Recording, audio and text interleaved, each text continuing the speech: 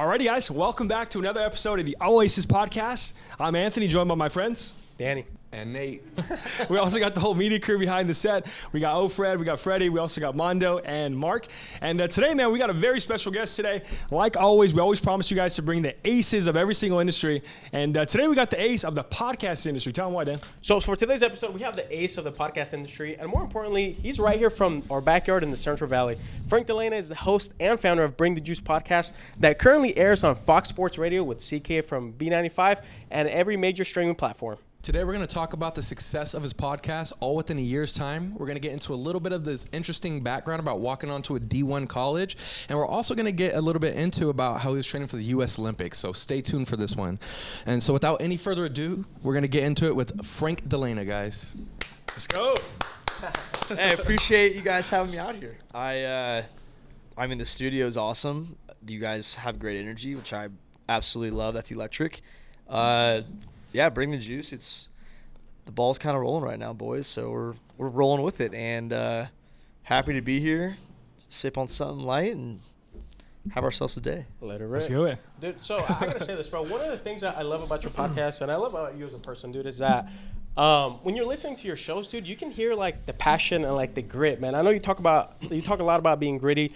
A lot of the guys here, you talk about from hard work and all that stuff. So, dude, we were doing some research, obviously, and we found, dude, that you started working in a farm, right? You work in a farm? Yes, sir. My family grows onions for a living. True. There we go. Yeah. So, do you think that I grew up in Squaw Valley, a little bit of a country, so I know that I grew up chopping wood, doing stuff like that, maybe a little bit different than the farming life, but do you feel like growing up in a farming, like the farming culture, like how do you feel that added to like your grittiness, to that, having that dog in you, dude?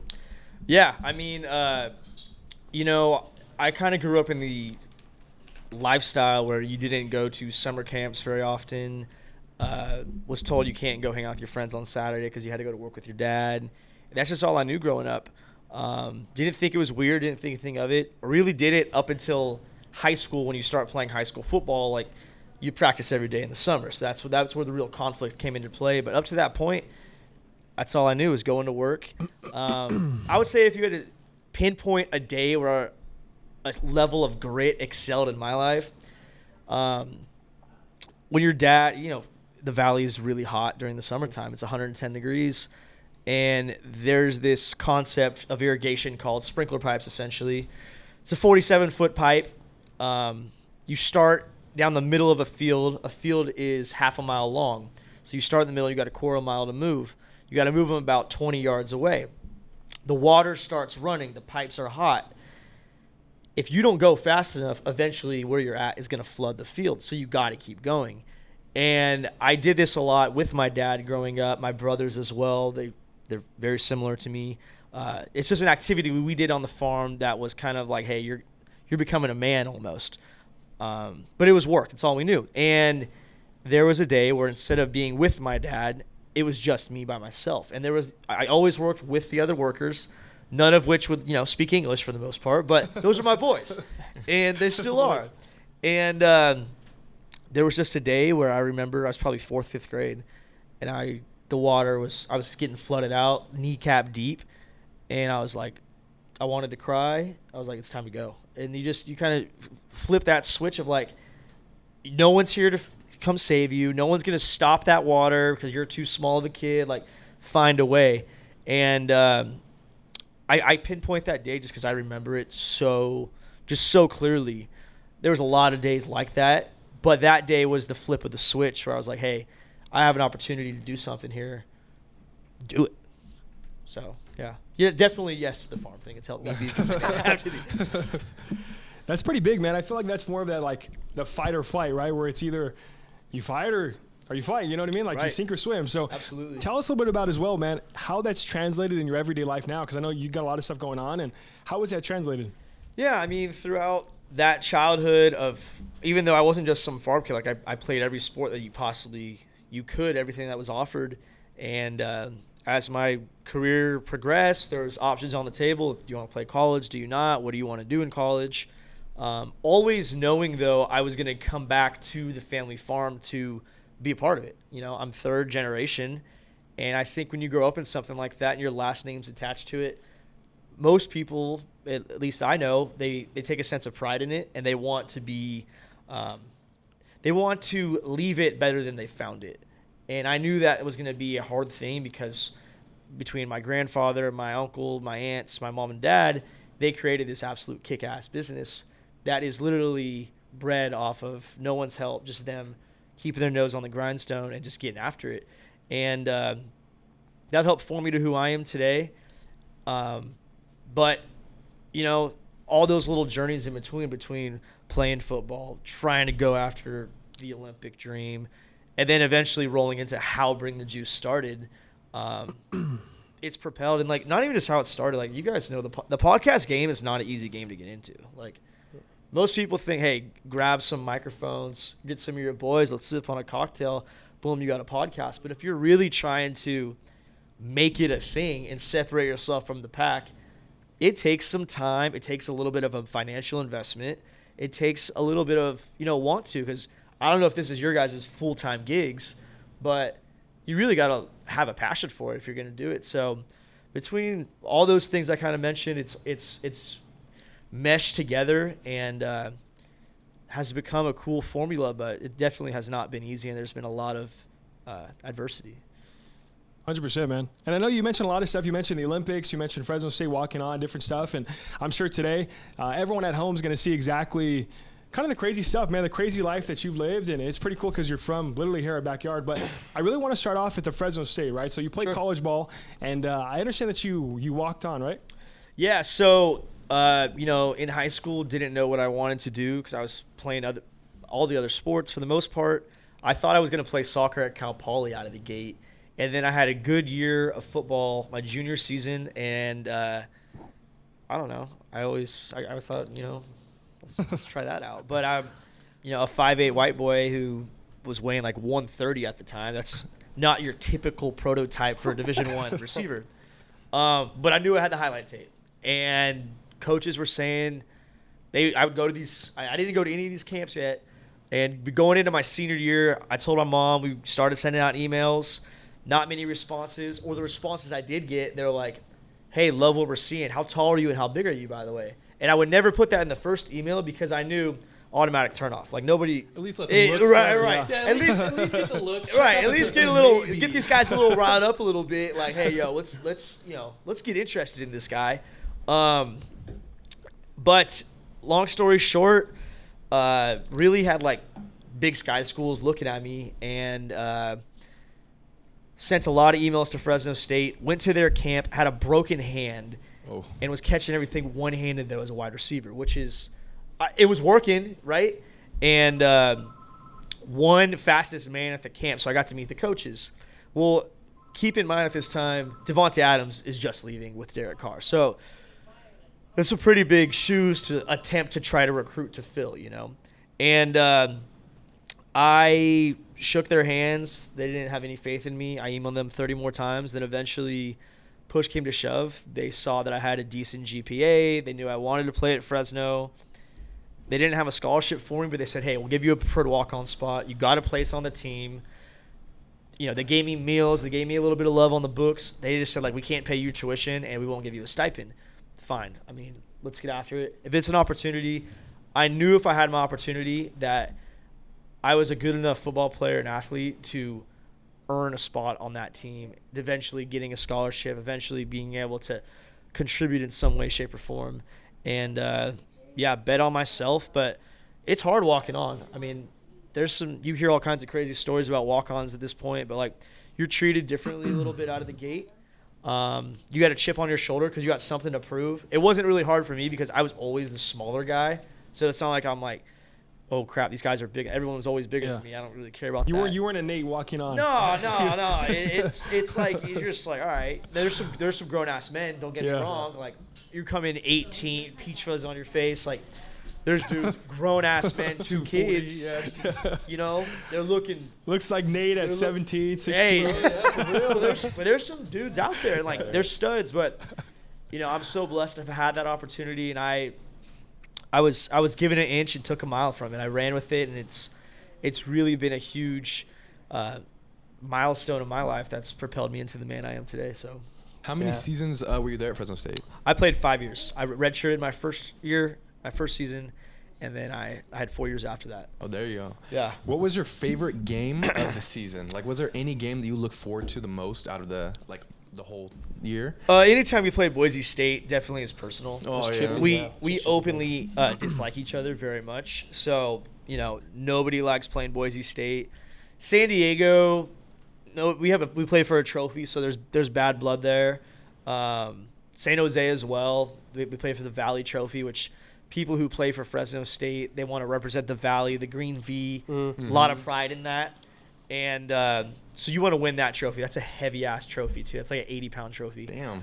Yeah, fun fact. But, That's heavy, dude. 80 pounds. at the same time, too, this didn't hit me as close to the guys once you realize half the teams from between L.A. and the Bay. So when we play a team like USC or UCLA or anyone from the Pac-12, really, they're circled on the schedule because they passed them up. And, I love beating UCLA was one of the best wins I've ever been a part of in my life. Beating Arizona State in the Vegas Bowl was awesome too. There's some cool stuff out there. There's some cool moments. We got to play Alabama, which was that's crazy. a crazy experience. Not we played Nebraska and Ole Miss and stuff as well, and there was a couple other bigger schools, but Bama's Bama. They're the top of the Bama's food chain. Bama. Bama's Yeah. Who did Bama. they have on the roster at that time? Jalen Hurts was the starting quarterback. Oh, God. Oh. There we go. Dude's legs is like a baby horse, bro. It's insane. I've never seen anything like That's that. probably around the That's time. pretty That's too, around the too. time he was squatting No, 600. We were not winning the game at halftime, and they put Tua in towards the end of the game to let him get some reps. So it was before he even took over. Was that the year? It was the year. That was the year. Yeah, so they was just the year. they The just year. they just won the Jeez. Natty, and then they came and went. I think they went back to back. They won the year we played them, and sure enough, the next week University of Washington was ranked number 3 in the country. So we played number 1 and number 3 back-to-back weeks. It was a tough start, but then we dog finished up schedule. 10-4. So it was worth it. It was worth it. How was feels that good though? right Like the there. competition. So did you notice a big difference between obviously schools we play around here, like local school like San Diego State, Boise, compared to Alabama? Yeah, Bama's different. What was the biggest difference? Like mindset, obviously size probably a big thing. Size for sure. I mean, one of my coaches, he coached at USC for a long period of time, and we're warming up, and one team's facing the 40 one way, and one team's facing 40 the other way. But you're kind of glancing back a little bit, like sizing these guys up. I'm used to being small, but when I'm not kidding when I say this, their D linemen, they looked like they were 10 feet tall, bro. I've never seen anything. Maybe it was the cleats or the angle or the way the sun was hitting him that day, but I've never seen a human being that big in my life. And I'm just thinking, like, maybe I'm exaggerating. I went to school with some 7-footers in basketball. Like, all right.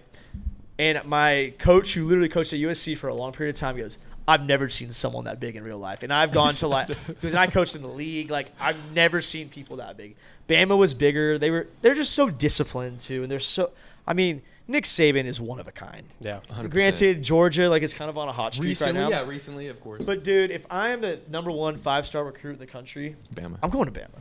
100%. That's just me though. Yeah, I feel like you Maybe have to. Colorado now. Colorado. I'd Coach still go to Prime? Bama. No, of course. Coach Prime. Prime, you know? Coach Prime's changing the game though. He is. is. He is, though. Yeah. He really is, dude. And on the topic of talent, I played a little bit of JUCO. I was actually at Reedley when Josh Allen was there. Okay. And, like, there's always, like, this saying, dude, that, like, in JUCO, a lot of guys like to talk about, which I think – I didn't play D1, Okay. but I think I want to get your take on it. They say, the JUCO ball players say that the talent is the same as the D1 athletes. It's just what happened, maybe the grades weren't there or something like that wasn't there. Do you feel like that's true? Is it true to an extent? What do you think about that? Absolutely. I think that there's a lot of dudes in JUCO that could be starting at D1s right now, without a doubt. But at the same time, I know a lot of guys who I played high school football with, against, in the same era of, and they're like, oh, bro, I could have played D1. And it's just like, but you didn't. Shoulda, woulda, coulda. And I'm not saying that's because you physically didn't run a fast enough 40 time. Maybe it's that you didn't score enough touchdowns. I don't know what limited you, but unless you do something, like you didn't do it unless you did do it. And to like even go an extent further on that, maybe it's not because there's a lot of situations in there, but maybe you didn't have the grades. Well, you need to have good enough grades to play Division I football. Maybe you couldn't get out of bed every single day to get to practice and you weren't accountable enough to play Division I football, because there is standards at Division I versus Division II. Like I've talked to many friends. One of my best friends has coached at every level now in his young life, and like there is difference. There is different standard. There is different. You have a shorter leash, I guess you would say. But there's dudes who come from Juco and they start right away and they're absolute studs. Then there's dudes who come to Juco and they can't handle that schedule and accountability needed at the division level. The discipline right. of it, yeah, it's the to get discipline to of it, to right? succeed at that level. And like I say, it's not made for everybody. And I'm not over here like saying, look, oh, you're so great if you do, or you're so great if you don't. I'm just saying, like, you either do something or you don't do something. Yeah. It's Depends on the person for sure. And on that I think topic, Cam Newton went down to JUCO too. Yeah, Came he back, did. bounced yeah. back. I mean, dudes do it all the time. and on that topic, dude, obviously it's a cool story, man, because you're not like a super freaking tall guy, super like physically gifted, man. quote unquote. Standard, average white boy. He's a you're good the average, size. as the average white boy, as you say. Yeah. What are some tips or some things? Because I think there's a lot of talent in the Valley, but I Totally. feel like sometimes some kids, they don't try hard enough. I know in your story, you kind of touched on a lot, dude. Like you sent a ton of emails, you were putting in the work, you made sure you had the highlight tape. So to somebody here that's a young athlete from the Valley that maybe feels like they're not quote unquote physically gifted, Right. What's the outline, dude? What's the outline you would give them? Like, hey, this is a prescription. Do this. You have a really good shot at walking on at a D1 football program right now. Be the best version of yourself you could possibly be in whatever it is you're doing. We're talking football right now itself. Some guys have some crazy talent and they just don't have the structure, the backbone, there's someone in their life to kick them in the ass to be better.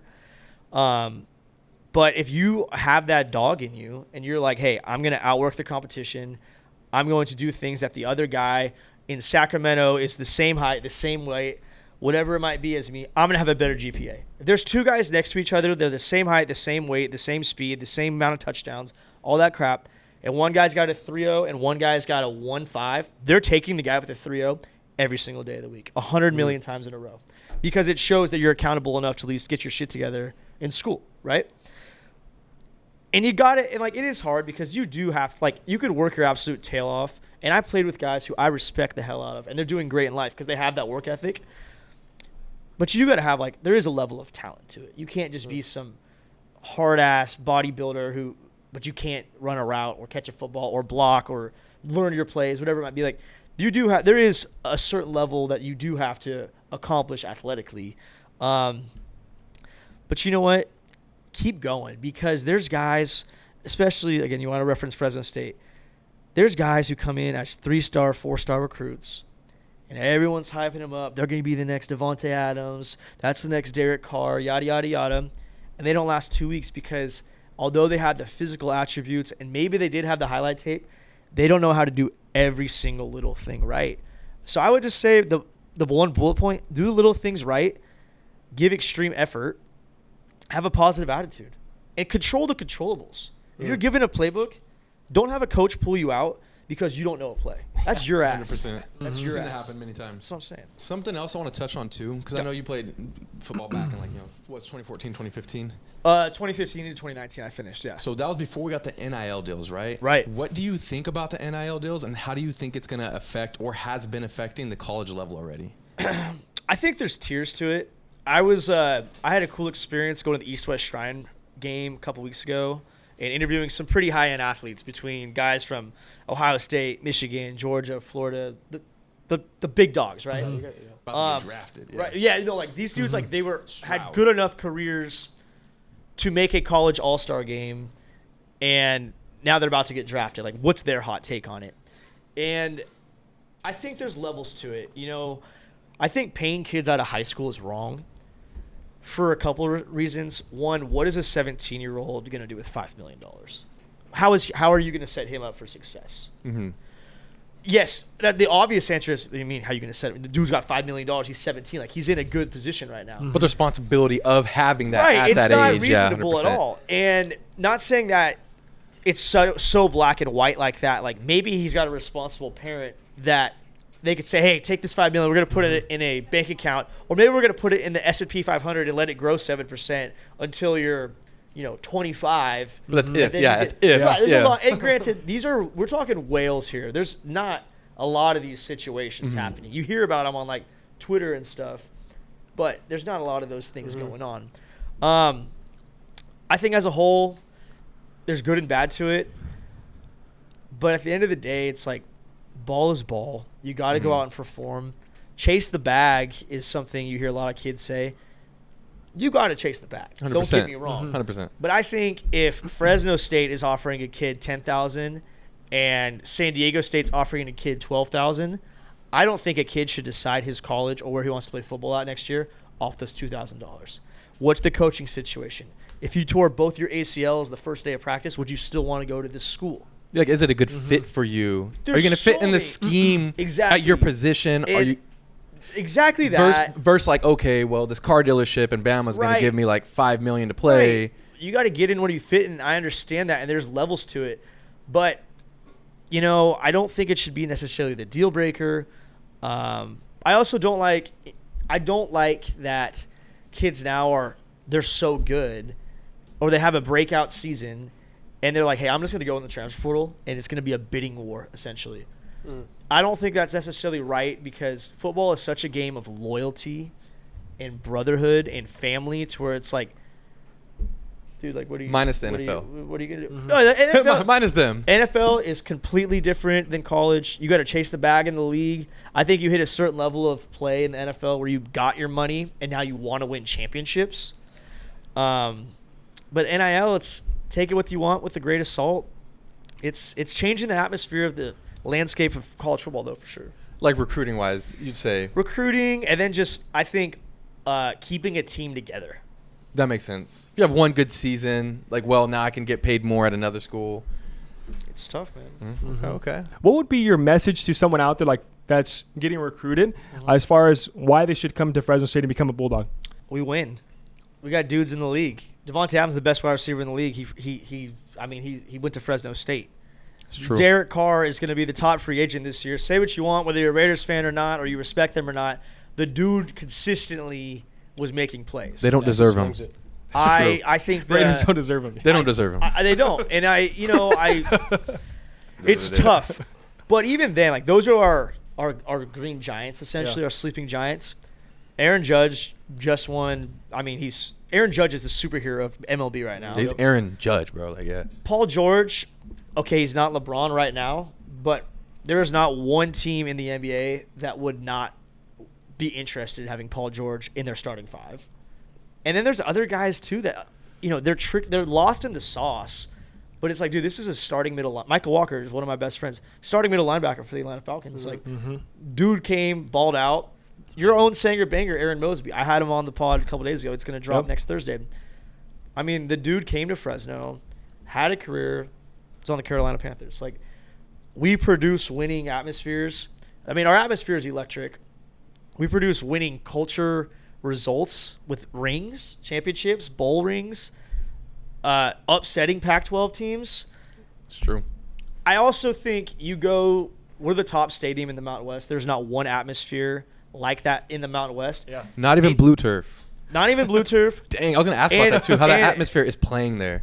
It's different, especially for a championship. The Red Wave's different, bro. The Red Wave's different, but even like you go down to UCLA, like the Rose Bowl has so much history and it's badass. Fresno State gets more rocking than the Rose Bowl. They had to get ranked like 6 for it to be rocking. Go to a Cal game, no one's there. Go to a Stanford game, even less people are there. San Diego State, I heard they don't sell out. They used to play at Qualcomm when I played there, and it was okay. But you could ask people what the best stadium in the Mountain West is, and it's Fresno State. Hell, I had Jack Coletto, who was the star player for Oregon State. He had that walk-off touchdown to us. I asked him straight up. I said, bro, how was it playing at Fresno State? He goes, it's intimidating. It's loud. It's rowdy. I would put us up against a lot of schools, and hopefully that trait of Bulldog Stadium, or Valley Children's Stadium now, is something to, one, bring recruits in, but also help propel us into potentially a Big 12 or Pac-12 conference. That's big, man. And I can attest on that 1,000%. I've been to a couple of Fresno State games, and it's electric, man. Like, when it comes down to getting close to those higher environment, those energy electric, Yeah. the Red Wave brings it, man, 100%. I definitely agree. And I'll tell you what, when you're a player and you go from your locker room and you got to walk down that ramp, you feel like you're floating, bro. You can't mimic that type of energy in like your internal loins because it's just the most electric thing ever. Alrighty, guys, quick pause to the podcast today episode. Quick shout out to our sponsors, Brick House Bar and Grill right here in Sanger. I'm telling you guys, they have everything you would need and want for a casual night out, for a dinner. Me personally, I'm a big fan of the fruity drinks. So we got the fruity drinks. We also got the more manly drinks. We got the old fashions over there. And on top of that, we got a lot of great food, steak. Tell them some other stuff, Dan. Look, I'll tell you what. The main reason why you want to come here is the raspberry mash. Come here, ask for a raspberry mash. You're not going to regret it. It's probably the best drink on the menu. Everything else is great, but I'm a diehard fan for the strawberry mash. I would like to also say the ratio on this tequila soda is on point. So Ratio. the bartender did a great job. Old fashions are pretty lit too. Yeah, Awesome, they got guys. the good ice. They got the good ice. They do. They do. I know. Hey, ice matters. It's rare to find. Yeah, it's true. Ice does matter. Ices matter, guys. So for any other occasion, make sure you give a shout out, give a stop by to the Brick House Bar and Grill right here in Sanger, California. Thank you guys so much. Let's get back to the pod. You have family that plays in Fresno State. You played in Fresno State. But now, I mean, arguably, I would say for sure you have the best podcast, the best sports podcast here in the Fresno or in the Central Valley area, and you're for sure the go-to guy for Fresno State, dude. How did that start, dude? Because I know Bring the Juice, you see it now. Even at the bowl game, a lot of people were rocking the Bring the Juice hat, so it was saw really it cool everywhere, dude. Yeah. So you can't get if you watch Fresno State football. At one point or another, you're running to fucking Bring the Juice. Somehow or another. I'll just be honest with you. So how did you, because I know you have the farming background. So how did you come up with the idea of like, fuck, I want to do a podcast. I'm going to get started. Well, how did Bring the Juice get started, or how did the podcast get started? Both. All right, let's start with Bring the Juice itself. So Bring the Juice is a saying. I'm a high energy guy, if you can't tell that by now. But I can't half-ass anything. I need to go 100%. I was never going to be the dude in athletics where they said his effort wasn't good enough or his application of his talents wasn't good enough. It's always – I didn't want to ever give a coach a reason to not play me or to take me out or to not trust me in a certain situation. And I would pass dudes on depth charts regularly. I learned this in high school because of my effort. Coaches love that shit. Play your ass off, you know? And anyways, when I was 18, it was one of our weight room sayings, guys. Fire me up. Let's go. Let's get after it. Hey, no one else here. There's no one else. There's no crowd here to get us pumped up. We got to bring our own juice. We got to bring our own energy. And as I began to grow and kind of develop into an example of high effort and wanting to be a positive vibe versus a negative vibe, because I think that there's people that give off positive energy and then there's people that give off negative energy, and you want to be a guy who, if you're kind of down in the dumps or you're not feeling it today, I could get you going. And that's not mean to only be a hoorah guy. Yes, I'll say a speech here and there, I'll do what you need me to do, but you got to lead by example. That's with anything. Any good leader, they don't just talk the talk, they got to walk the walk. Mm-hmm. And so I didn't really like to talk in front of the team or anything like that until I was respected more by my peers. But out of all those little sayings, Bring the Juice just became the thing. And then it hit a thing where the coach would be like, hey, we're flat today. Somebody get these boys fired up. And they'd be like, hey, Frankie D, which was kind of my That's a nickname. that was my Frankie like D? college that was my college football name, Frankie D. Hey, Frankie D, get these boys saucy, going. yeah. Someone's got to bring the juice right now. And I'd come in with my hair on fire. And I'm sure there's some guys that maybe they weren't as fired up as other guys, but for the communal whole, it was a good thing because I was respected at that point, and people did respond to it. So I kind of ran with that throughout my my college football days, and then when I got into my bobsled/skeleton career, it stuck with me. And then getting into your last little question about the podcast, you know, I know we're skipping over the bobsled part, which I'm sure we'll circle back. I'm sure we'll circle back to. But that whole journey ended kind of abruptly. I was training and elevated fast. To actually go to the Olympics is a really tough thing to do, but I was going enough to where I was racing, and you're not racing against San Jose State or San Diego or Nevada or UCLA. You call your mom after work or after practice and you say, hey, I raced a dude from Japan and Italy and Israel and Ireland and Jamaica and Canada and all these like you're racing countries at this point. Really, the best of the best in the world, right? And like I'm training, I'm learning, I'm elevating. But I went from a real low in my life athletically, because there is no like Pop Warner football where you go from Pop Warner to then freshman year to JV to varsity to red shirt to college to the NFL. Like, no, man, you're just automatically racing against Olympians if you meet a certain threshold. And so that was really hard for me to not be. I was constantly losing because I'm racing freaking Olympians in a sport that I just started a couple months ago. A little bit of a learning curve. Huge learning curve. You know. And most guys, I mean, there's guys who have been training for 14 years and they've never made an Olympic. So Damn. in the short amount of time I had, I elevated fast. I'm blessed to have had that journey and the people I've met along the way and the experiences I had. But that was a whole ordeal. It ended with the blood clot though, and my goal was to go to the Olympics. I didn't know when, I didn't know how, I didn't know what. I kind of had some form towards it, but I knew. Actually, say the 13th. Today is the 13th. There's a 13, Yeah. 3 years ago today, I got the blood clot. Oh, Wow, And that is crazy. Day before Valentine's Day, I was in the emergency room, and I was checked in for a flight to go to race in Lake Placid, New York, the next day. And thank God I went to the hospital. I called my team doctor and we talked, and he's like, something's wrong. I was battling a calf injury, and sure enough, I go and they're like, this is weird, blah, blah, blah. And found out I have a giant ass blood clot in my leg, and they're like, you're not going on any flights anytime soon. And I was like, I'm actually leaving for in 14 hours to New York. And the lady's like, you're not going on that flight. I didn't know about blood clots really. You're not supposed to fly when you have a blood clot, supposedly, or else you're going to die immediately. That sounds terrible. So I kind of a blessing in disguise that I went to the hospital that night. But it ended so just not how I wanted to. You know, I wanted to be able to say, hey, I'm going to retire. Instead, it's like, hey, you're not going to be able to race the rest of the season, and you need to keep racing if you want to have any chance to continue towards the Olympic dream. So it was just cold turkey and bring the juice. It wasn't even on my mind at all yet. I kind of got the call. Things fell into place where, I'm going to go work on this farm that I grew up on my whole life. I didn't work there all of high school and all of college. So I had this 9-year gap. But it's like, hey, it's time to go home. I studied ag business. It's been the plan. I had my role, and I didn't know when. And then I was just like, hey, I talked to my family. I was like, it's time. We need you. They needed me at the time too. So, anyways, I was, not to get too far into it, I was working a job during harvest, which required me to get to work at about 5 p.m. and I'd be done with work at about 4 a.m.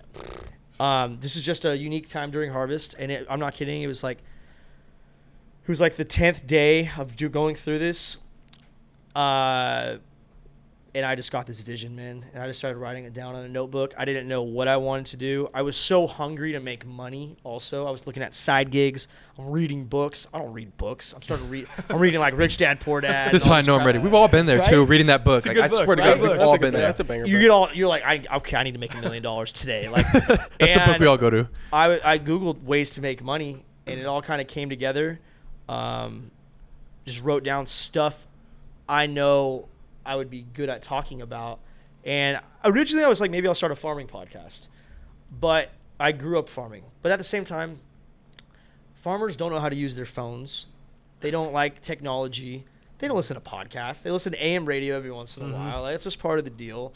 And also, I didn't want to have another farmer on who has 55 years of experience. Who the hell am I to ask him a question about, farming or challenge him in farming? I don't know what the hell he's gone through. Generational experience. But I said, what I do know, I know how to bring the juice. And I would go against Tom Brady, Michael Jordan, anybody about the mindset of athletics at a high level. And I knew that I had the respect throughout my athletic journey of knowing what it takes to earn that respect. And just kind of, one thing fell into another, and shit, here we are today. That's crazy. That's a good story too. Dude, talk a little bit about, because I know obviously a lot of times, and probably a lot of people watching at home, right, they can kind of relate to the fact that plans change, right? Right. Sometimes the things you want in life are not always the things that are best for you, or the things that, God or whoever you believe in maybe have planned for you in the long run. So talk a little bit about that, man, where maybe someone's at home where they need some advice, where something they worked their entire life for, they thought was going to work out, didn't work out. Now they have to change plans. Like, what advice would you give that person? I mean, there's the OG quote, everyone has a plan until they get punched in the face. I think that couldn't be more true. There's people who go to college with a certain degree, thinking I'm going to do this. Maybe they start working there and they're like, I don't really like this. Or maybe opposite. They do start working somewhere and they can't handle the pressure and they need to scale back. Or you work at a place. Maybe you start working at a restaurant and you're really good at it and you say, shit, I want to go open my own restaurant. I'm going to think bigger than this. It's not easy, but again, a cheesy quote, you miss 100% of the shots you don't take. And I think there's too many people. I get called at least once a week. Some guy, a friend of a friend, I'm not gassing anybody or calling anybody out. This happened multiple occasions now. Hey, I got a buddy who wants to start a podcast. Can he give you a call later? No problem, bro. I'm more than happy to talk to anybody about a lot of things. I don't care. I'll go on an hour journey of a freaking conversation, and they'll be like, yeah, I think I'm going to start that in a couple months. And I'm like, well, what's holding you back right now? It's like, I just don't know if it's the right time. And I'm just like, dude, life's too short, man. If you got something to do, write it down and figure out how you're going to attack it. Now, don't get me wrong. Financially, there's certain obstacles you have to overcome. That's your business. I'm not going to check anyone's pockets or anything like that. But find a way. Maybe you don't start out with all the fancy cameras and the nice microphones with the cool backgrounds. Maybe you start off in your mom's basement with an iPhone. Who knows? But if you have a dream or something that you want to chase, find a way. And there's, a good book to read is this one called 0 to 1. I don't know why it hit me, but think about when they started Facebook. There was no Facebook before Facebook. I guess there was technically MySpace or something. Kinda-ish. Tom and MySpace. But everyone wants. Do you guys ever remember that? As soon as Facebook came out, everyone said, "Oh, why didn't I think about that?" There's a million different things you could take that in comparison. That book is based kind of on that. I think you gotta try, man. You gotta figure it out. And you know what? Especially, I don't want to say especially if you're in your youth. There's dudes who start businesses when they're 65 and become millionaires. Shit or get off the pot. Find a way. It's not always black and white. You don't go to school for business and open a business right after you graduate and live happily ever after. You're going to overcome some adversity. And maybe it's not even business. Maybe it's your family, it's your wife dealing with you being so dedicated to your business. Maybe that's your struggle. But come with a game plan, find a way, and if not now, win. And if not you, then who, bro? It's You're fucking preaching, time, right? bro. I know you're It's time. You guys better write these down. Write these down. It's time. Clip that. Hey, hey, you know what? We're gonna edit that into the motivational YouTube videos where they put Some the badass track. That's literally the badass track, and then we're gonna have you fucking. That's literally it right there. That's gonna be the next trending sound on Instagram. I want you to talk a little bit about how you started as well, right? Because I know you had some imperfect action you took. You told us a little while back, and about some of the first episodes, man, where we've done some research. We heard that there wasn't any fancy equipment. There wasn't fancy cameras, fancy microphones. How was the first couple episodes of Bring the Juice? First couple episodes of Bring the Juice. I invited 4 of my really good friends over. Okay, I don't know how you guys roll, but I said I want to have on elite athletes chasing greatness. You have to be an elite athlete chasing greatness to come on the Bring the Juice podcast. And that's not me being some asshole saying, well, you didn't play at high enough level. You got to draw a line in the sand somewhere, and that was my line. So all these guys played Division I football. There was one softball player, and I said, hey, I'll barbecue us some food, and I'll get all the drinks we need. I got to start this thing. I got to break the ice. And it's awkward, and there's growing pains, and you feel like I sound like a dumbass right now, or you choke up, or maybe you want to write all these notes down, and you're looking at them, and then you're reading, and you're like, that's not how I sound, bro. I'm not in 7th grade reading Fahrenheit 451 out loud right now, bro. Like, Great book, William. right? Yeah. Like I'm trying to have a podcast, and I didn't want to have interviews. I wanted to have conversations. I wanted that be one of my things, and I'm sure you guys have podcast inspirations you listen to. And I mean, the first episode recorded of Bring the Juice, I did 3 months worth of research, understanding a game plan, getting my shit together before we launched, before I even like pushed it on Instagram. And so anyways, I drink a lot of Hennessy on the podcast. It's my family's OG That's the juice. drink. That's the juice. That's Henny, the juice bro. that he It's brings. juice. Huh? It's that Henny's dog the water, juice, That's what he bro. brings. And so we drank Hennessy and 7-Up like my family has for generations now. And we had ourselves a great time. I asked a few questions. There was some good stuff in there. There was some stuff where I'm like, this is an inside joke from you being my roommate for 3 years. Only me and you will understand. We sound like dumbasses right now. But you live and you learn. And I had my mom listen to them once they were published and critique the hell out of me. I wanted to hear people's what they liked, what they didn't like. And it wasn't always shiny. Like our microphones, the battery, I didn't realize the batteries go out so fast. You have to change them like every 3 times. Batteries died. I had this great conversation. Wasn't even recorded.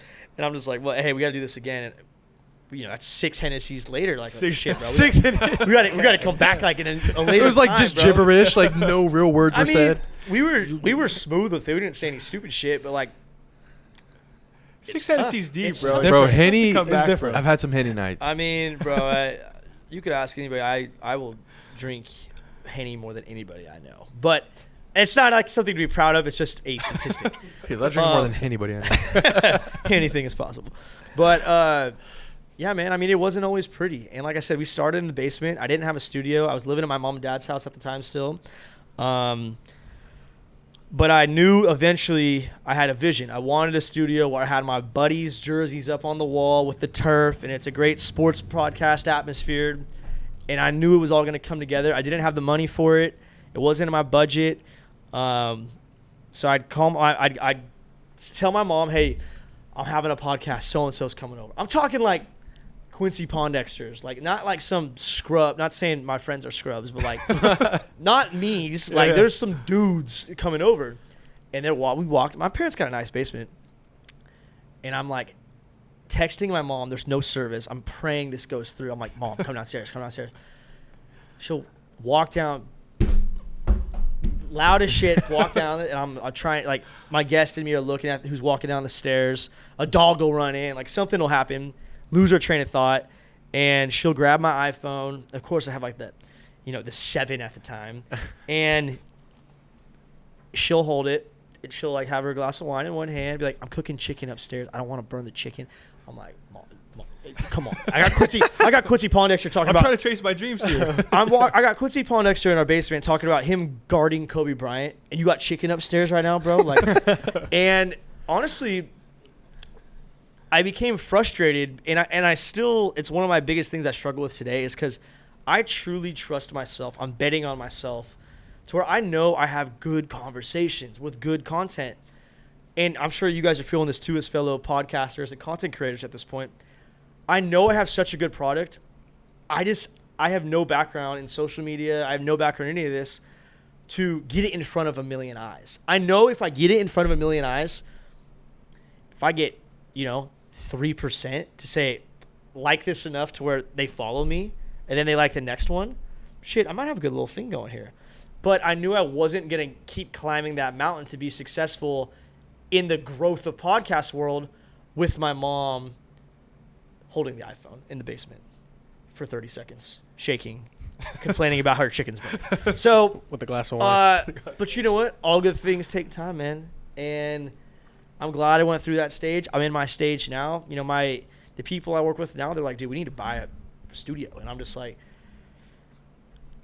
are we ready for that? Is that where we're at? Like, are we bringing in enough money to where I could afford this? I'm LLC'd now. Like I'm selling a lot of merchandise. Sponsors they're floating. I'm just trying to be creative with how I can bring the juice. And it's not something I have to sell people on. It's something I just need you to take a look, and I know you'll like it. That's why I think I am confident in it. Again, not saying how great am I, but I do believe if you ever played a sport or if you kind of like being competitive or sports in general, you could relate to this. And that's what I like. That's what I hang my hat on with the whole thing. I also want to talk about, obviously now it's a career for you, right? You talked about your full LLC. You got some merch going on. You got a lot of cool stuff going on. So at what point did you know it was going to be, it can actually be a career, like podcasting can be a career for you? So I still work full time. I'm an employee of Dalena Farms. If you eat onions from May to November, you're probably eating our onions. And it's awesome, and it's what I want to do. And I want to, being the oldest son, being a family man who grew up with this in my blood, I definitely, that's not going to leave my life. But I'm in such a unique time right now with such a unique project that's gaining momentum at a speed towards like, you can't not do this. And I'm passionate about it. It keeps me in the game, bro. Once you're done with sports, again, I think people who have played sports, you're empty once you're finished, bro. Yeah, passion doesn't leave. The Doesn't interest, leave, yeah, man. you still. I'll check up stats on people. It's like stats, but it's even like, I mean, you guys we're in Sanger right now. Like, if you ever played high school football, go to a Sanger high school football game. You're nostalgic. Fucking You nuts. miss Crazy. it, bro. Oh, yeah. That's what I'm saying. Sanger, I played here in the Valley. Like, Sanger's probably one of the hardest places to play by far. Easily the most respect I have for a program in the Valley is Sanger High School, football-wise. I don't know since they made the split. I don't know how things are now. But in my era, I respected the hell out of Sanger. I work full-time, but Bring the Juice is my second job. And it's not, if you love what you do, you never work a day in your life. People say that.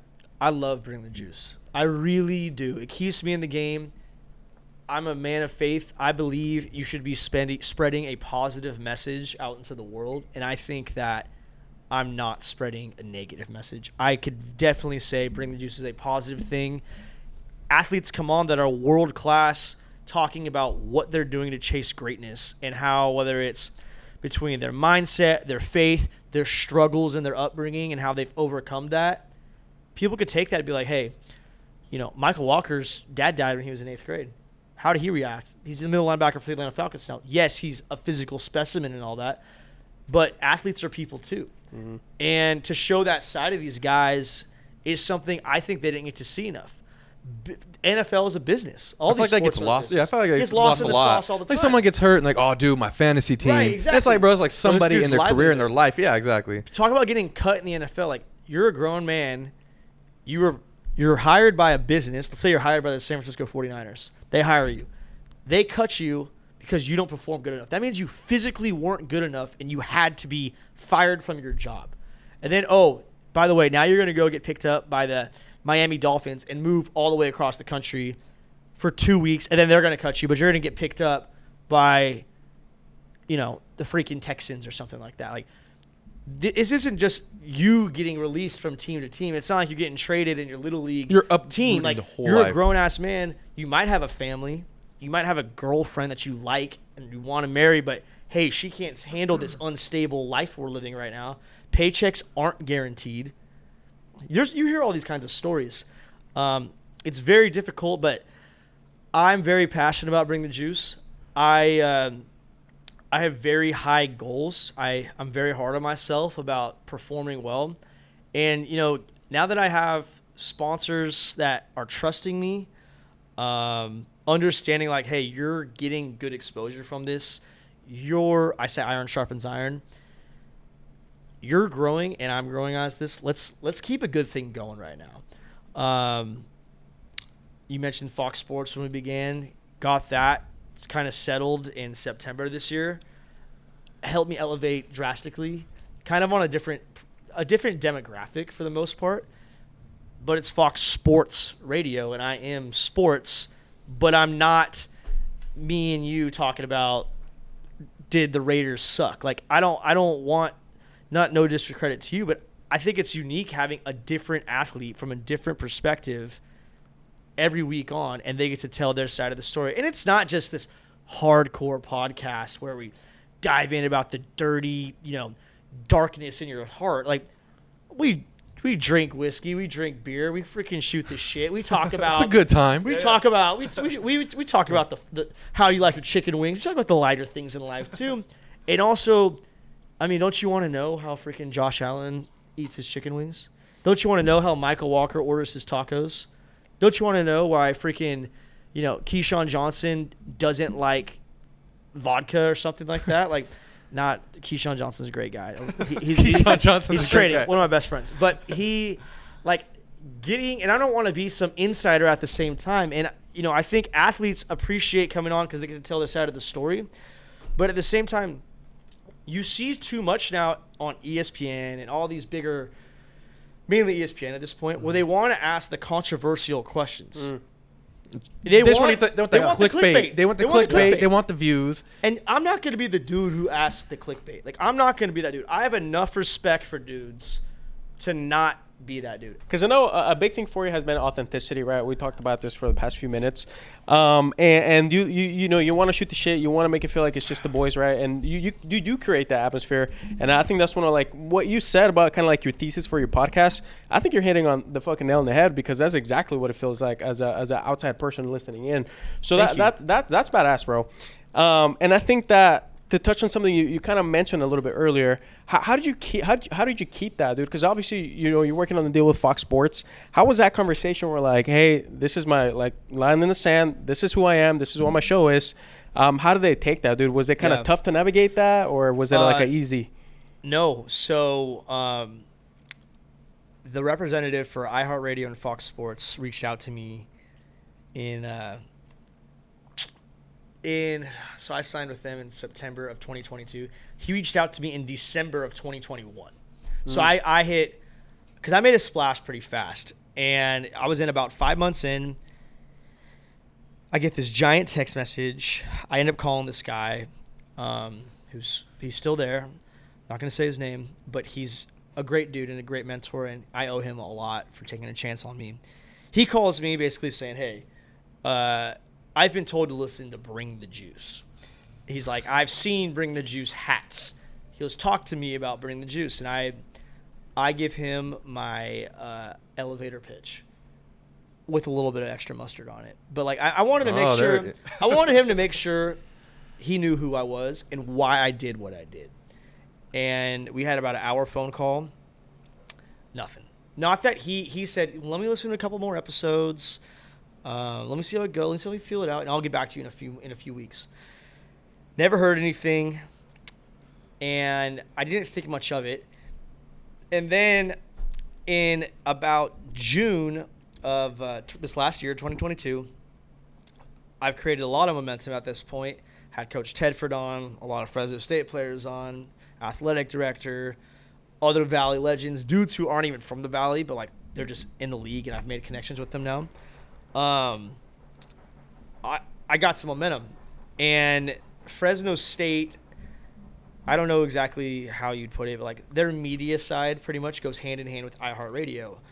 And they said, hey, we're doing a pregame and postgame show with CK on B95, and we're looking for some people to host it, basically. And they said, we have about I don't know how many candidates they had, but they said, you're one of the top ones in this list. Would you be interested? I love the Dogs. My brother's playing there. I'm already going to the games. Yeah, Might as well, yeah. Right? And they're just saying, we think it'd be good for Bring the Juice. It's kind of a cross-pollination. Let's do it. So within the midst of that, I kind of have a couple phone call interviews, and then they just say, hey, that same guy that reached out to me originally, we went full circle. He's like, you've grown. He goes, I actually have a slot that I want to fill. He goes, I have a show right now that's not performing very well. I followed Bring the Juice. I think it'd be beneficial to both of us for you to fill the slot. And automatically, I'm just thinking what is it, 2 a.m. on Mondays or something like that? And he's like, night shift. He's like, no, it's 4 p.m. on Fox Sports Radio from the bottom of Bakersfield to the top of Stockton. Sheesh. 4 p.m. to 5 p.m. on Thursday afternoon. So and I'm just that sounds pretty prime to me, man. That's when I'm listening to the radio or, whatever. And we did business. And but I did ask. I said, does this mean I have to come into the studio to record now? Can I not do it in my now third bedroom, my now house? Can I not drop an F-bomb? Can I not say this? Can I not? He goes, you do what you do really good. He's like, we will make it sound radio proof, essentially. And so that's the relationship we have now, where I do bring the juice and I send him the raw version of the episode. There's some great men on their staff there that at iHeartRadio / Fox Sports, same building, where they make it radio proof and they roll the episodes out. So it's really not much extra work for me on my end. I had to record a few, welcome back to Bring the Juice on 1340 Fox Sports Radio. I had to do a few of those. But because my first episode dropped on Fox Sports Radio, I took up that contract the start of September, and the first football game was the start of September. Well, I was on from 3 to 4 doing the pregame show for Fresno State football, and then 4 to 5, you'd heard me again, and Bring the Juice was getting launched. And I was like, all right, this is 2 hours of me in prime time, and it worked out. And so I did the pregame show and the postgame show, and guys could call in. I got to know CK and become a little more just kind of learn the radio world itself, because podcasting and radio is very different, but at the same time it's not. And these guys who are the higher ups in iHeartRadio and Fox Sports kind of got to see me operate literally live, because it's live bullets when on the radio. Guys are calling in. Some guys are pissed. We lose a big game, they're pissed. Hey man, calm down. I'm I didn't play. I didn't coach. I didn't do. I'm not the reason. But I think the reason they appreciate me is because I'm not the one to say, you're right, our quarterback wasn't good enough today. I'm the one who's going to be like, you know what, man, it's not what we wanted. There was a few good things. We got next week. All our goals are still ahead of us. I don't want any negativity right now. I get it. Be pissed off. But tomorrow morning when you wake up, get over it, because we could still win our Mountain West Championship. We could still win our bowl game. Don't act like the world's melting. And I do think that, look, man, I'm a passionate dude. There are some grown-ass men out there that cry way too much about 18 to 22-year-old kids playing freaking sports. Or even grown-ass men playing sports because their fantasy team didn't win. At the end of the day, you're a grown man. They're another grown man. Calm down a little bit. I get the passion. I'm all for the passion. Be pissed, drop an F-bomb, punch a hole in your wall. But to call in and mother F somebody, come on, bro. One thing I did want to ask about, this one I found it interesting, dude. It's a little off topic. We haven't touched on it, but it's I guess your nickname used to be the Snow Cowboy. Now, real quick, Ice Cowboy. Yeah, Ice Cowboy. Now, when I think of that, it's hard for me to not think about blow. Wow. A cowboy hat. Like, that's what I think of. We took a turn right now. This dude is out here. He's for the fucking boys, So I mean, how did you? I said there was no bad question. How did the Ice Cowboy, where was that born, dude? You guys are all from around here, right? Yeah, we're from around here. Jesus Christ. How many times did it snow here, bro? Shit. Never. Like once. So I time. didn't really, and my parents never really took us many places. So my first real experience with snow was playing college football. And when I developed, hey, I'm going to go try to be this winter sport athlete, it was a culture shock. And I went, my first meeting ever, I went straight from the airport in Salt Lake City, drove to Park City, with my bag still, had to make this meeting. And anybody who wears a cowboy hat understands the best way to travel with a cowboy hat is when it's on your head. So I roll in with, all my big ass jackets and shit, but I had my cowboy hat on to the first meeting. This is the waiver introduction. Oh, we're past that. This is the, hey, this is our schedule this week meeting. And, this skeleton, what I was doing, it's kind of, I've compared it, it's kind of a combination, I think, depending how you look at it, but there's a little bit of a flair of NASCAR / Ultimate Fighting comboed into it. All those, every boxer, every Ultimate Fighter, they got a nickname.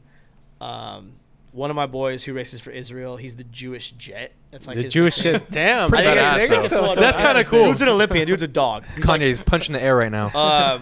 But he stay woke. But that's a clip. I don't know. So one of my assistant coaches just kind of You just dropped that one on started you. it, and it was cool. Then I kind of needed to start raising money for the sport, and I threw it in there. And then once that stuck, like KC24 did a report on me, and it's like the Ice Cowboy. This Frank morning we're Dalena. here with And I the was Ice just like- Cowboy.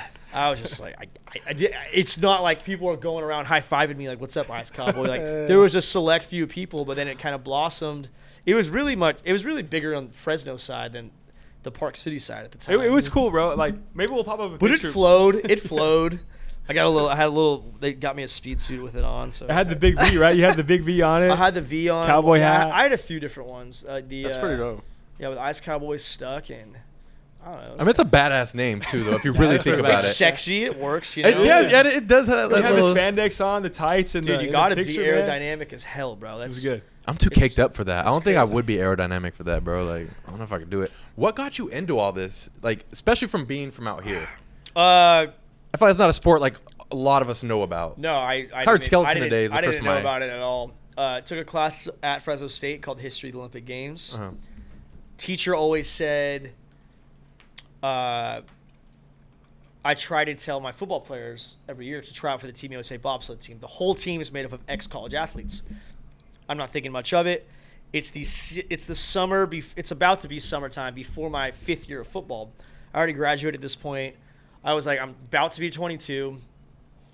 I am in the best shape of my life, and I'm just gonna go farm onions for a living. There's got to be something in between, and end up seeing that same teacher like before graduation. Knew I really had no aspirations of going to the NFL. Not thinking I could. It never was in the plan really. I wanted to play college football. And, I watched Johnny Manziel growing up, and I was like, I want to go, dude. I want to be a part of that atmosphere. I feel like that experience too. Right. Yeah, that's way crazy. And but anyways, he kind of hooks me up with how to get in contact with people to try out. Went through a process, did some tryouts, did this, that, the other, physicals. Basically, find out I could either train in Park City, Utah, or Lake Placid, New York.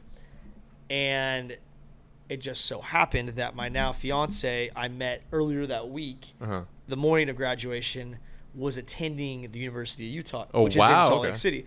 So I was like, I'm probably going to go towards that chick. And it worked out. he knew what he wanted. But Yeah, that's cool.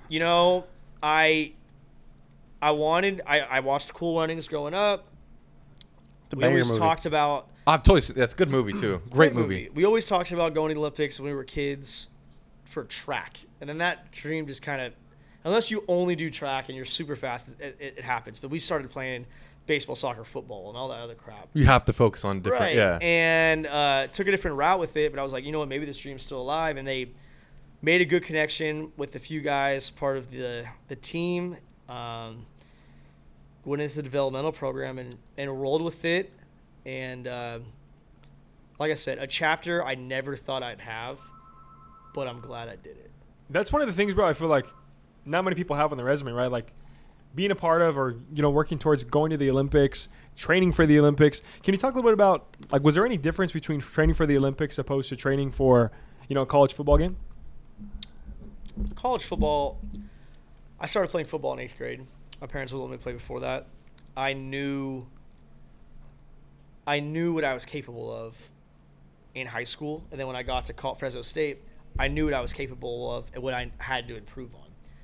Starting a brand new sport and trying to perform at the highest level possible was a whole different beast to try to tackle, to the point where I had to totally rewire my mind to approach it. And I thought I was going to be bobsled. I ended to get talked into doing skeleton, which is when you're head first by yourself.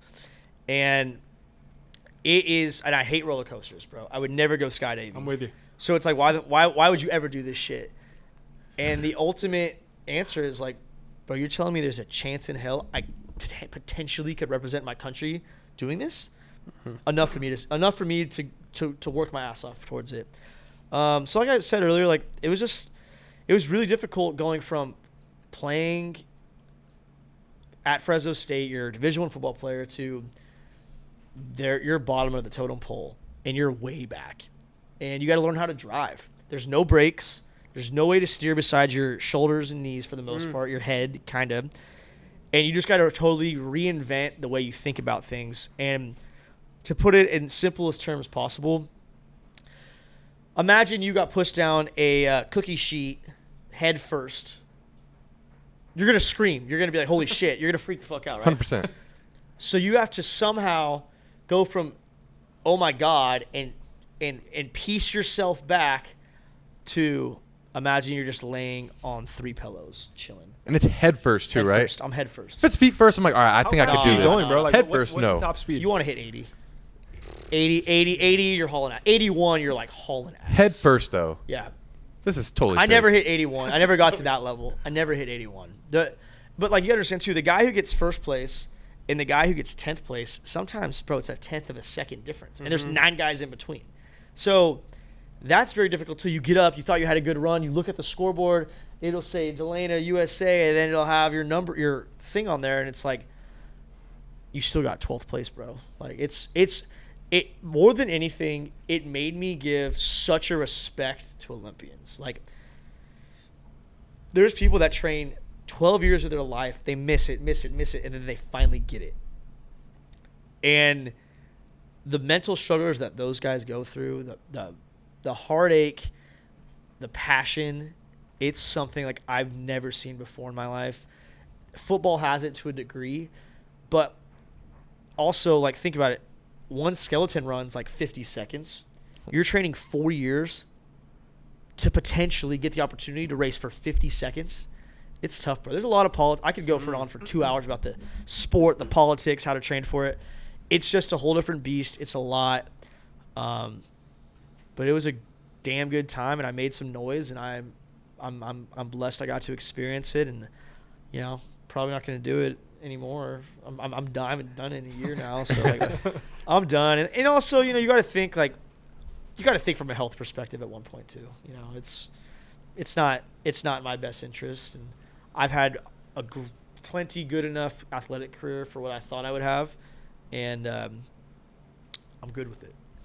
How is the competition in that sport? Is it pretty tight, pretty intense? Very intense.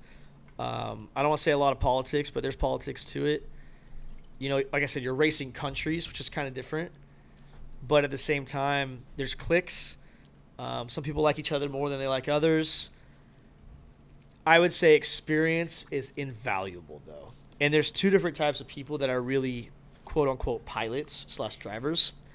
There's people who literally just like to do crazy shit. They do BMX.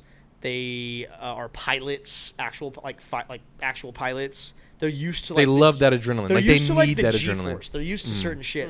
And then there's guys who could run fast. I was kind of more on the run fast side of things. And I knew it was run fast with a combination of I knew I can mentally turn off my brain to accept pain because I will become better off of it, which that takes a long time to develop. But I knew I had it.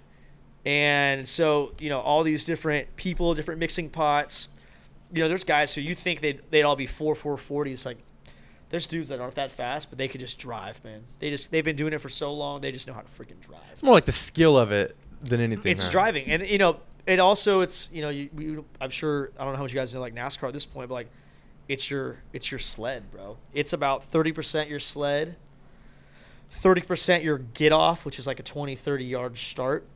And then about, 40% left of the driving itself. And when I say a guy who, there's every course in the world is different. So you got to learn it. It's not like you just go left, right, left, right, left, right. Like, you got to learn how to drive, and then you got to figure out the new track, and you got to figure out what works for you and the lines, and because it's all about G-force. Mm-hmm. That makes sense. It takes some getting used to if you're trying to be the overnight phenomenon of bobsled skeleton luge. It ain't gonna happen, buddy. It's gonna take some long time. Realistically, like I think 2026 Olympics would have been attainable for me. Shoulda, woulda, coulda. Then, like I said at the beginning of the pod. But there's dudes who are grinding 12, 14 years to go to that last Olympics. It's like when I'm losing by, even if it was by a second or half a second, that's 8 years worth of experience, bro. You can't do that overnight. It just doesn't really work that way, especially in today's, level of athleticism. I feel like it's big, bro. I feel like it's one of those sports where it's like that peak, what do they call it, like peak performance or peak moment sports, kind of like boxing, right? Where you can train for 6-7 months for one fight, maybe 2 fights throughout the year, and you get knocked out in the first round 3 minutes in. You train 9 months for that one moment, right? It's tough, man. I mean, again, mentally, it's very difficult. It's also football's a team sport. A lot of things have to go right to win a football game. You do your part doesn't necessarily mean you're going to win the football game. Everyone's got to be firing on all cylinders at the exact same times to be perfect, and there's no such thing as a perfect game. You guys know this from athletics enough. Skeleton, you're by yourself. It's your ass. You fuck up, it's your ass. You did that wrong. I think track any individual sport could relate to that. So there's a different level, a different mindset of, I don't even call it pressure, but dealing with that type of pressure, a different approach. I don't know. I think it's part of it. Definitely, bro. Definitely. I think that's badass, bro. Your story from going to the Olympics, all the stuff you kind of shared with us today. And I think it's going back to kind of what you said earlier about how maybe it got cut a little short because of the blood clot. Not necessarily cut short, but maybe rerouted, right? So I think it's going with it rerouting. I want to kind of talk a little more about as well about Bring the Juice, man. As far as like the future of it. I know you talked a little bit more about the Barstool Sports, that kind of model a little bit, but what's next for Bring the Juice? People watching at home, they follow your show. What's next? I don't know when this launches, but there's a golf tournament that I'm put up. Kind of want to make it like a pro-am thing where all the athletes that I've had on all come back to one place at once. People could pay to play with these guys. Going to be an awesome experience. A lot of cool merch is going to come out of it. Some great content. I'm also having a dinner the night before with all these guys just as an appreciation for, coming with me. But also I don't think there's been a dinner where there's 20 NFL guys at one setting, a couple Olympians, the coaches at Fresno State. I think I could be that guy that ties everyone back together, shows a little appreciation for the athleticism of the Valley. With that too, we talked about Fresno State. One of the things I'm doing with that tournament is all the net proceeds are getting donated back to the Fresno State football stadium. I think building a new stadium is a step in the right direction to get into that better conference, which will lead towards a better economy of Fresno, better things. There's a lot of different campaigns for it. I'm just trying to do my part, bro. If I can make it to where I could write a $30,000 check back to the program that helped, shape a part of my life and now my brother's lives, I'd love to do my part with that. And hopefully a business, another group sees that and is like, yo, I like this kid's energy. I want to work with him. I want to double it. I want to match it. I want to do this, that, and the other. So that the golf tournament's going to be a badass event. I'm getting married the end of April, so I wanted to have another event. I wanted to have a bench press-a-thon. It's a whole vision, another vision thing. But another way to raise money for the stadium, just a little more creative. I don't know if you guys play Beer Die. I'm partnered with Die is Life. We do a tournament every year at the frats. Drink with the college boys still, it's fun. It's awesome. And then, I think this is the year of me traveling a little bit more. I'm trying to incorporate it into the budget. I got some opportunities with some people. I'm supposed to get Jeffrey Wilson Jr. on soon. Dog. Me and Derek talked earlier in the year about him coming on. He said he was for it, and then again, this is nothing at him, just about life happens. He's going through it right now. Derek's got some very big life decisions to make. I'm not going to be the one to try to get the hot take or the clickbait. I don't want to talk to Derek Carr about his decision of going through it. I want to talk to Derek Carr about how Derek Carr thinks to be successful. There's the heavy hitters like the Aaron Judges. It's tough. They're going to start spring training. I also, this is just me, but I want to earn those stripes, if that makes sense. I think I'm getting there. I think I'm trending on the right direction. Trey Lance owns every Bring the Juice hat. He's going to come on the pod. Kyle Jusek, week 13, repped one of the Bring the Juice hats for his pregame. There's some guys on the Falcons. Me and Josh have talked about it. I want to have Josh on. Both farm kids. Obviously he's had a better athletic career than I have, but dude, Josh is for the boys. Josh is a dude who just is trying to chase greatness. And as much as people want to talk to him about, fun shit, golf, video games, being a quarterback, I think there is a young Valley kid deep inside him that has a story to tell that hasn't been asked the right questions yet. Maybe he has been asked it, but not from the right person where it'll hit home. Especially, maybe you get 100,000 listens from around the United States. I think it'd be cool to get 100,000 listens in his backyard. I think that would be cool. And so chasing bigger fish, I don't even consider them bigger fish, but I consider them people that I couldn't get a year ago, but I think I can now because I've built that enough of that bridge of status of like, hey, he's cool. I had Danny Woodhead on a few weeks ago, trying to get some more Patriots. Keep the ball rolling, but keeping that Valley base. And I think me being from here and having the character and the morals that I have of high integrity and high character, I guess you'd call it, I will do that no matter who I have on. So keeping that going, always looking for new merch lines. If anyone's got any recs, got some NIL stuff that I'm doing with some players coming up. Trying to get the ball rolling, man. I want people to support the Valley, and I think there's enough good people here that'll do it. Sometimes you just got to be the one that, cracks the ice. It's money, bro. That's pretty badass, bro. Real quick, before we wrap up, dude, where can people find you? Obviously, you got the hat, rep, and bring the juice. But drop your socials for the camera, bro, so we can. Yeah, I mean, we're on. I don't even know what it is. Bring the Juice Pod on the gram. Our Twitter's something. Just type it. Bring the Juice. It's the one that looks like, our hat. We're on YouTube. One of the biggest things I slept on was YouTube, bro. I didn't start YouTube until like 3 months ago. Got to get the YouTube page going. I kind of laid off TikTok the last like 5 months. I don't like TikTok. I don't know why. I heard they were going to get banned eventually, so I was like, whatever. But Apple, Spotify, Pandora, I think SoundCloud, I'm not sure. And then Fox Sports, iHeartRadio app, of course. Shout out to iHeartRadio. And then Fox Sports, baby. Fox Sports, 4 to 5 p.m., 1340. Check us out. We got that hot shit every week. BringTheJuice.net. We're always doing sales and stuff on merch and some new hot stuff going, exclusive stuff getting dropped. We got it all. And, I appreciate having you guys having me on the show today.